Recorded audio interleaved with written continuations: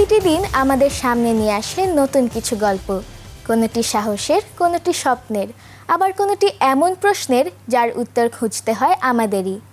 শিশু কিশোরদের চোখে দেখা দেশ বিদেশের এমনই কিছু গুরুত্বপূর্ণ সংবাদ, অনুপ্রেরণার গল্প আর জানার নতুন দিগন্ত নিয়ে স্বাগতম মুক্ত খবরে। আমি আফরাইদাহ পৃথিয়া। চলুন শুরুতেই দেখে নিই আজকের শিরোনাম। বিশেষ আয়োজন জুলাইয়ের গল্প। মাশরুম চাষে বদলাচ্ছে তরুণদের ভবিষ্যৎ। সবচেয়ে শক্তিশালী কামড়, শীর্ষে কোন প্রাণী? স্কুল ফিডিংয়ে পচা খাবারের অভিযোগ। আর বিশ্বকাপ ফাইনাল, কার হাতে উঠবে সোনালী ট্রফি?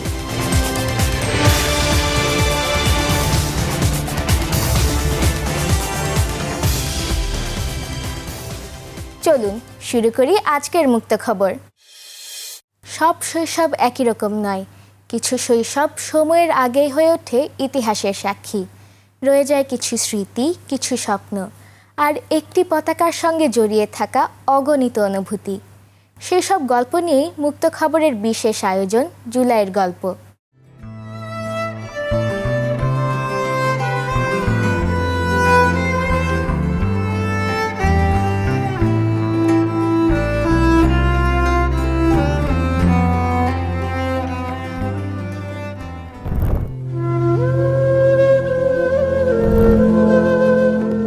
একটি ছোট্ট হাত, যে হাতে থাকার কথা ছিল রং পেন্সিল, খেলনা গাড়ি আর স্কুলের খাতা, সেই হাতেই সেদিন ছিল বাংলাদেশের একটি ছোট্ট পতাকা।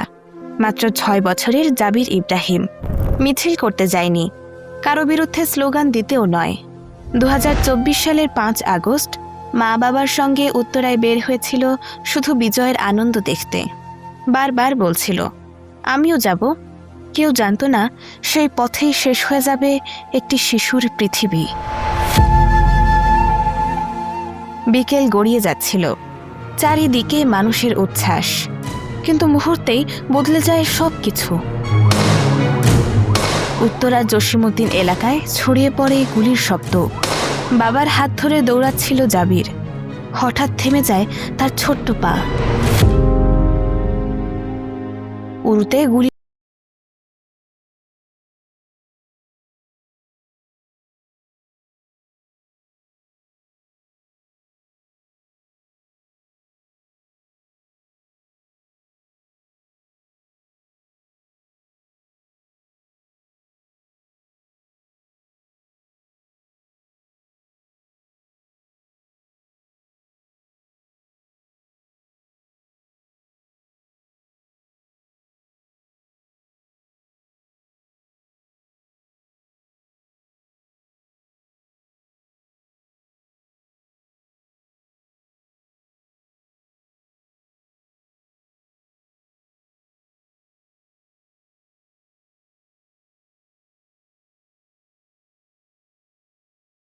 ওর বাবাকে নিয়ে দৌড়াতে থাকে, আমি একটু পিছনেই পড়ে যাই। ওর বাবা বলতেছে যে তুমি আসো না কেন, তাড়াতাড়ি আসো।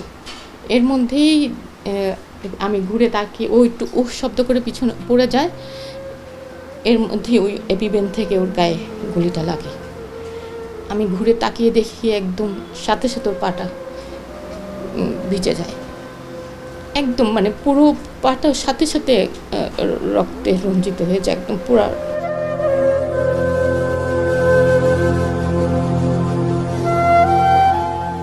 বাবা কবির হোসেনের কাছেও জাবির শুধু সবচেয়ে ছোট ছেলে ছিল না, ছিল পরিবারের সবচেয়ে প্রাণবন্ত মানুষটি।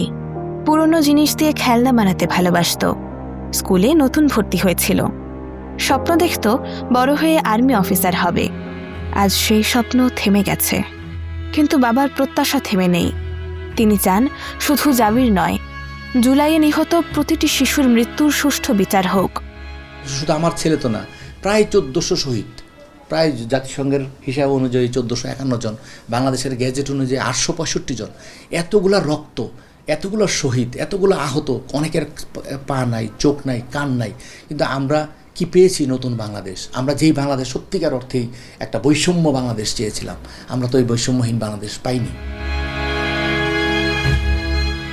জাবিরের বয়স এখন হয়তো 8 হতো, হয়তো স্কুল থেকে ফিরে আবার বলতো, আম্মু আজ আমি নতুন একটা ইংরেজি শব্দ শিখেছি। কিন্তু এখন তার স্কুল ব্যাগ আর খোলে না, তার ছোট্ট জুতাগুলো আর দরজার সামনে পড়ে থাকে না।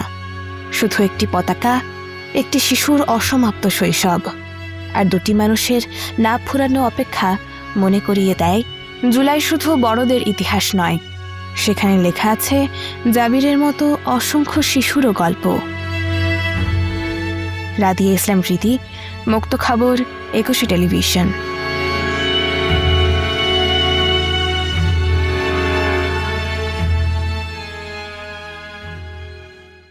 একটি গল্প শেষ হলেও তার রেখে যাওয়া প্রশ্ন আর অনুপ্রেরণা অনেক দূর পর্যন্ত পথ দেখায়। বিরতির পর থাকছে একটি ছোট্ট মাশরুম কিভাবে বদলে দিচ্ছে তরুণদের জীবন, আর প্রাণী জগতের সবচেয়ে শক্তিশালী কামড় নিয়ে এক বিস্ময়কর প্রতিবেদন। ফিরছি অল্পক্ষণের মধ্যেই, দেখছেন মুক্ত খবর।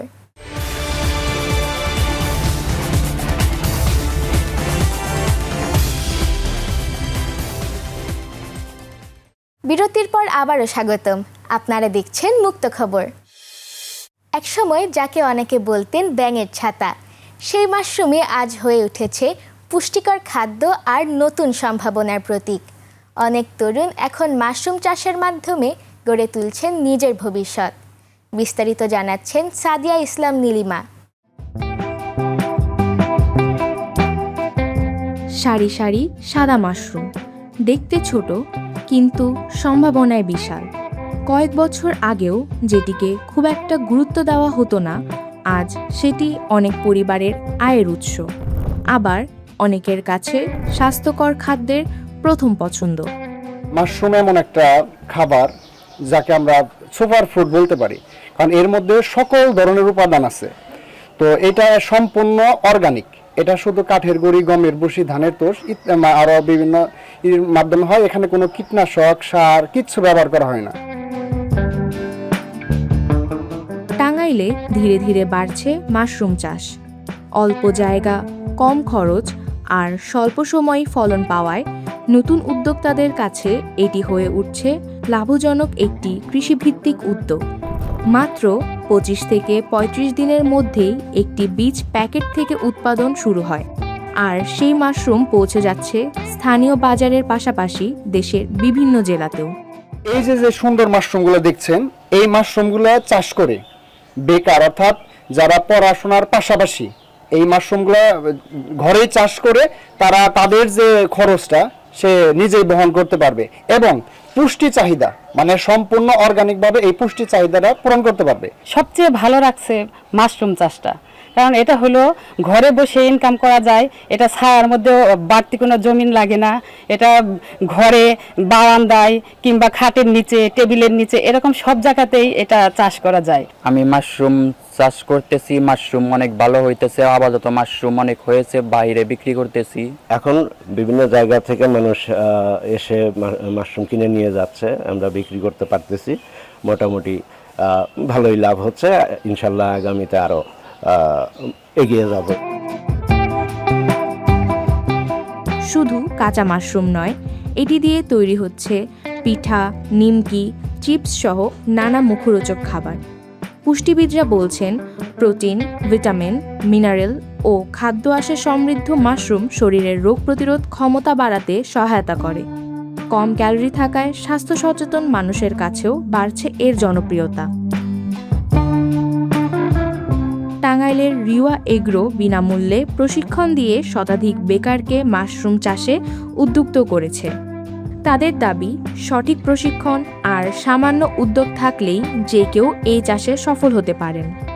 আত্মনির্ভরশীল করা এটাই আমার উদ্দেশ্য, এবং যার জন্য যারা সামর্থ্য নাই তাদেরকে আমরা বীজ দিয়ে এবং প্যাকেজ দিয়ে আমরা তার সহযোগিতা করতেছি। তারা ওখান থেকে একটা সোর্স অফ ইনকামের পথ তৈরি করতে পারে, এবং তারা যদি বিক্রি করতে পারে তাদের বেনিফিট হয়, এবং যেটা বিক্রি করতে না পারবে আবার তাদের কাছ থেকে আমরা কিনে নেব, এবং কিনে নিয়ে সেটাকে আমরা প্রসেস করব। প্রসেস করে আমরা মানুষের কাছে ছড়াই। কৃষি সম্প্রসারণ অধিদপ্তরের তথ্য অনুযায়ী গত বছর টাঙ্গাইলে প্রায় 50 টন মাশরুম উৎপাদন হয়েছে। উৎপাদনের পাশাপাশি বাড়ছে নতুন উদ্যোক্তার সংখ্যাও। তাই এই খাতকে আরও এগিয়ে নিতে নিয়মিত কারিগরি সহায়তা দিচ্ছে কৃষি বিভাগ। মাশরুম উন্নয়ন প্রকল্প একটা প্রকল্প আছে, যেটা সারা দেশে আমাদের সারা দেশের মতো টাঙ্গাইল জেলাতে আমাদের কয়েকটা উপজেলাতে বাস্তবায়ন হচ্ছে, মধুপুর, ঘাটাই, সদর এবং ধনবাড়ি। আমরা উদ্যোক্তা পর্যায়ে এই সমস্ত কৃষকদেরকে ট্রেনিং দিচ্ছি মাসব্যাপী, এবং তাদেরকে এই মাশরুম চাষের জন্য একটা এস্টাবলিশমেন্ট করে দিচ্ছি। এটা করে দেখা যাচ্ছে যে এই সমস্ত উদ্যোক্তা নিজেদের মাশরুম উৎপাদিত তারা আশেপাশে যেখানে চাহিদা আছে সেখানে তারা সাপ্লাই দিয়ে বেশ স্বাবলম্বী হচ্ছে। আমরা গত বছর আমরা প্রায় এরকম 18 জন উদ্যোক্তা যাদেরকে আমরা মাসব্যাপী ট্রেনিং দিয়ে তাদেরকে এস্টাবলিশমেন্ট করে দিয়েছি, এবং প্রায় তাদের মাধ্যমে আমরা প্রায় 50 টন মাশরুম উৎপাদন করেছি। এক সময় যে মাশরুম ছিল অবহেলার, আজ সেটি সম্ভাবনার প্রতীক। সংশ্লিষ্টদের বিশ্বাস, পরিকল্পিত প্রশিক্ষণ, সহজ বাজার ব্যবস্থা আর প্রয়োজনীয় সহায়তা নিশ্চিত করা গেলে মাশরুম চাষ হতে পারে তরুণদের জন্য টেকসই কর্মসংস্থানের একটি শক্তিশালী মাধ্যম আর দেশের অর্থনীতির জন্য নতুন সম্ভাবনার দুয়ার। সাদিয়া ইসলাম নীলিমা, মুক্ত খবর, 21 টেলিভিশন।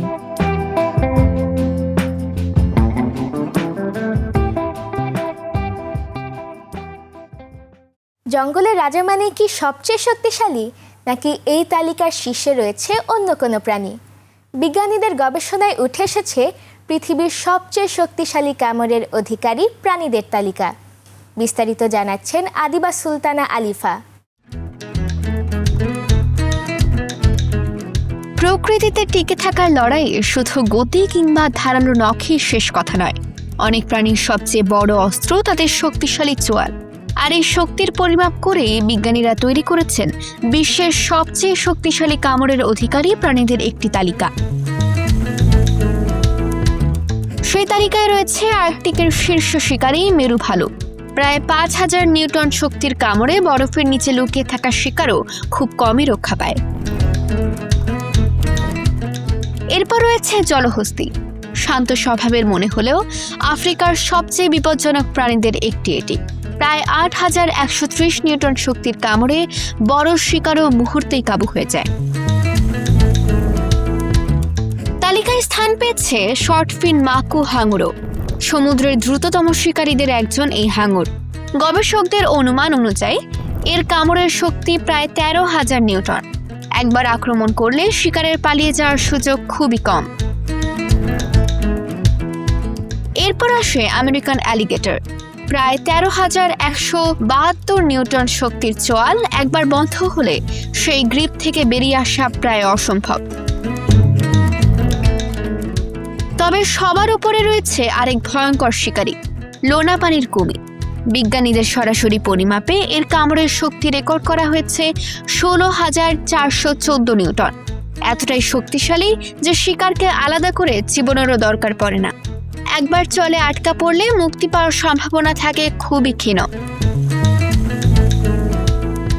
বিশেষজ্ঞদের মতে কোটি বছরের বিবর্তনের ফলেই প্রাণীগুলো পেয়েছে এই অসাধারণ শক্তি। তবে অবৈধ শিকার, বাসস্থান ধ্বংস এবং জলবায়ু পরিবর্তনের কারণে এদের অনেকেই আজ হুমকির মুখে। তাই প্রকৃতির এই বিস্ময়কর প্রাণীগুলোকে সংরক্ষণ করাও সমান গুরুত্বপূর্ণ। আদিবা সুলতানা আলিফা, মুক্ত খবর, 21 টেলিভিশন।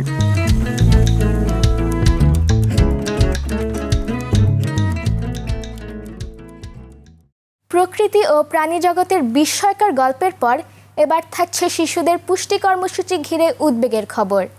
আর বিশ্বকাপের শেষ লড়াইয়ের আগে বিশ্বজুড়ে কেন বাড়ছে উত্তেজনা, জানাবো সেটিও। স্টে উইথ মুক্ত খবর।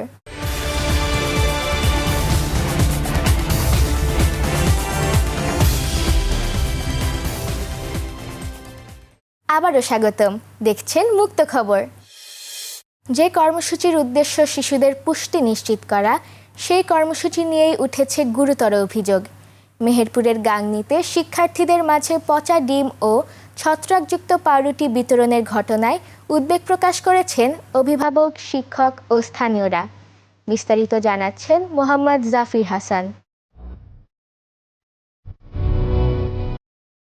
সরকারি প্রাথমিক বিদ্যালয়ের শিক্ষার্থীদের পুষ্টি নিশ্চিত করা, বিদ্যালয়ে উপস্থিতি বাড়ানো এবং ঝরে পড়া রোধে চালু রয়েছে স্কুল ফিডিং কর্মসূচি।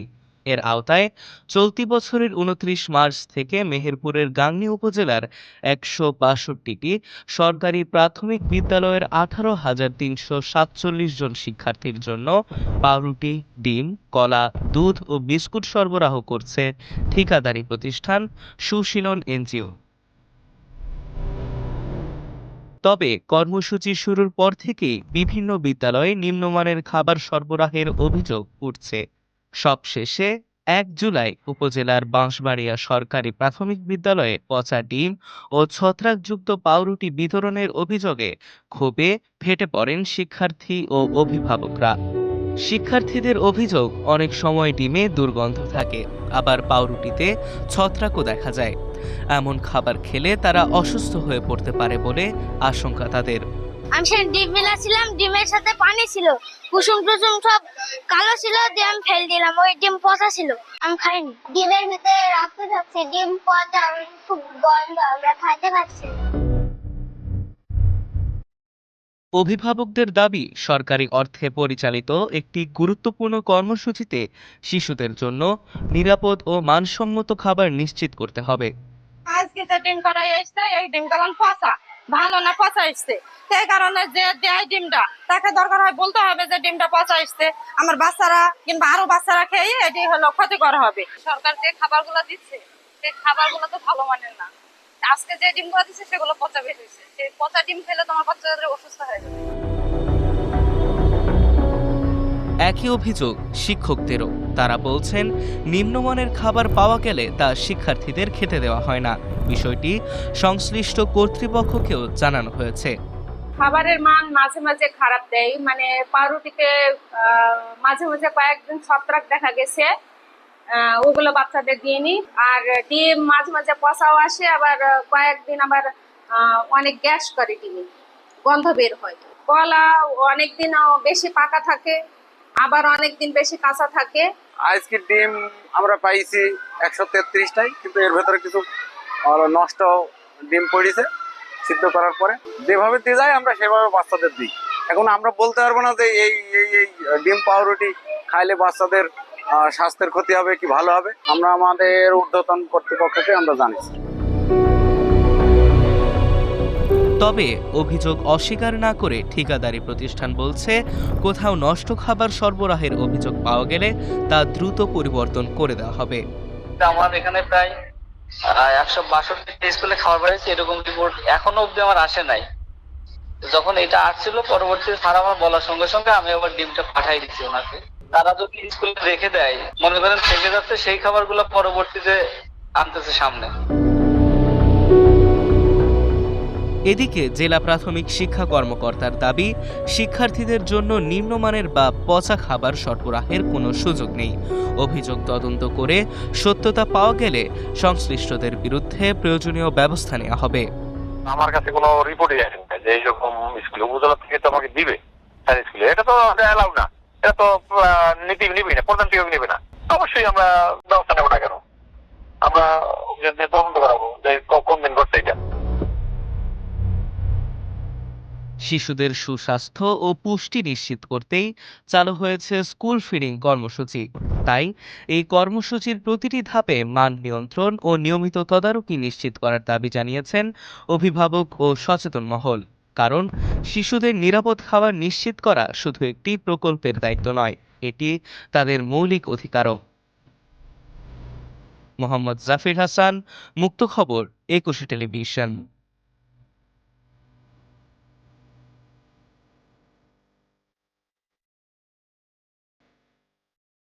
এক মাসের উত্তেজনা, অগণিত চমক আর অসাধারণ সব লড়াইয়ের পর ২০২৬ ফিফা বিশ্বকাপ পৌঁছে গেছে শেষ অধ্যায়ে। এখন পুরো ফুটবল বিশ্বের একটাই প্রশ্ন, কার হাতে উঠবে সোনালী ট্রফি? ফাইনাল ঘিরে সর্বশেষ প্রস্তুতি ও উত্তেজনা নিয়ে বিস্তারিত ডেস্ক রিপোর্টে।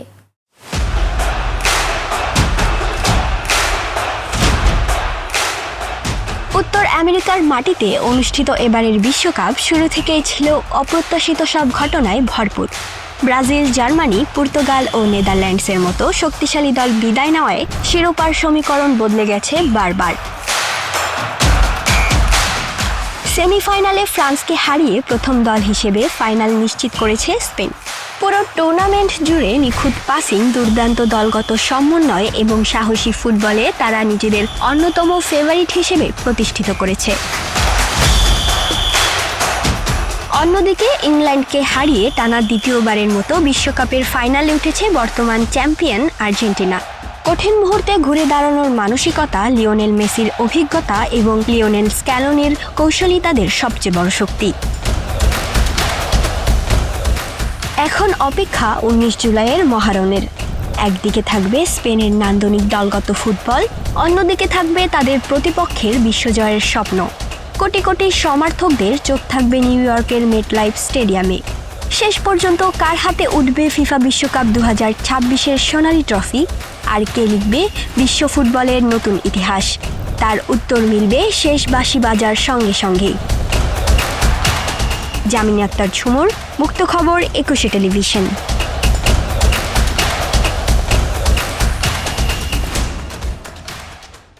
আজকের প্রতিটি গল্প আমাদের ভিন্ন ভিন্ন কিছু ভাবতে শিখিয়েছে।